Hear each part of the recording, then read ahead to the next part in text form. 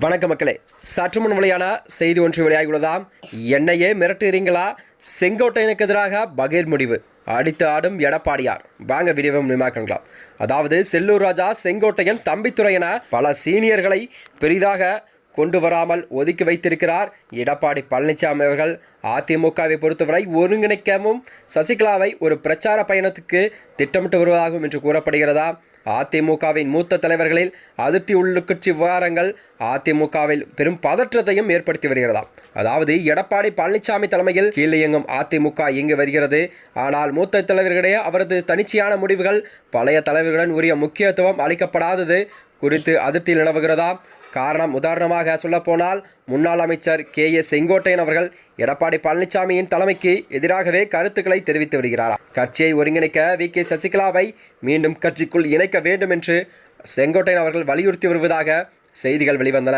அதாவது செங்கோட்டையன் அவர்கள் 2025 பிப்ரவரியில் பழனிசாமியை பாராட்டும் நிகழ்ச்சி ஒன்றை புறக்கணித்ததாகவும் MGR மற்றும் ஜெயலலிதா பற்ற புகைப்படங்கள் இடம்பெறாத காரணத்தினால் கூறிய எதிர்ப்புகளெல்லாம் தெரிவித்தார் எடப்பாடி அவர்கள். பாஜகவுடான கூட்டணி மீண்டும் உருவாகியுள்ளதா? ஆனால் இது கட்சி தொண்டர்களிடையே மூத்த தலைவரிடையும் ஒரு கலவையான எதிர்ப்பையும் உருவாக்கியுள்ளதா. சில மூத்த தலைவர்கள் இந்த கூட்டணியில் கட்சியின் சிறுபான்மையான ஆதரவை இழக்கச் செய்யும் என அஞ்சுகிறார்கள். ஒரு மூத்த தலைவர்கள் இதை வெண்ணையில் திரண்டு வரும்பொழுது தாலியை உடைத்தது போல என வர்ணித்தும் கதையும் சொல்கிறார்களாம். சமீபத்தில் அன்வர் ராஜா, மைத்ரேயன் உள்ளிட்ட மூத்த தலைவர்கள் எல்லாம் திமுகவில் இணைந்துள்ளார்கள். இதற்கு எடப்பாடி பழனிசாமி தலைமைதான் முக்கியத்துவம் இழந்ததாக உணர்த்துகிறதா ஒரு காரணமாக கூறப்படுகிறது.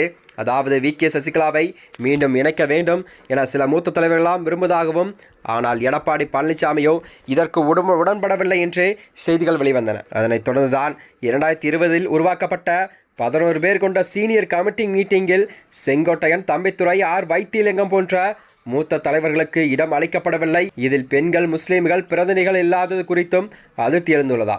இது மூத்த தலைவர்களை புறக்கணிப்பதாக இந்த செய்திகள் பார்க்கப்படுகிறது. அதாவது 2024 மக்களவைத் தேர்தலில் அதிமுகவின் தோல்வியோ பல தொகுதிகளில் 3ஆம் இடத்திற்கும் தள்ளப்பட்டது கட்சியின் மன உறுதியை பாதித்துள்ளதா. இதற்கு எடப்பாடி பழனிசாமி எடுத்த முடிவுகள் என்னவென்றால், உள்ளூர் தலைவரின் ஆதரவில்லாதது வேட்பாளர்களை தேர்ந்தெடுத்தது காரணமாகவே கூறப்படுகிறதா. இந்த நிலையில்தான் எடப்பாடி பழனிசாமிக்கு எதிராக பிரளயம் கிளம்பி வருகிறது. செங்கோட்டையன் அவர்கள் இன்று மனம் திறந்து பேச உள்ளாராம். அவர் எடப்பாடி பழனிசாமிக்கு எதிராக போர்க்கொடி தூக்கினால் பெரும் பின்னடைவை சந்திக்கலாம் அதிமுக. எடப்பாடி பழனிசாமி 2026 சீனியர்களை ஓரம் கட்டிவிட்டு கட்சிக்குள் புது ரத்தம் பாய்ச்சப் போகிறாரா என்ற தகவல் எல்லாம் வெளியாகியுள்ளது. எடப்பாடி பழனிசாமியோ ஒதுங்கி வைக்க நினைக்கும் அந்த சீனியர்களை ஒருங்கிணைக்க வேளையில்தான் செங்கோட்டையன் அவர்கள் ஆரம்பித்ததாக சொல்லப்படுகிறதா. அதாவது இது என்னவென்றால், இதனை தெரிந்து கொண்டு செங்கோட்டையனுக்கு ஆதரவு கொடுத்திருக்கிறார்கள்.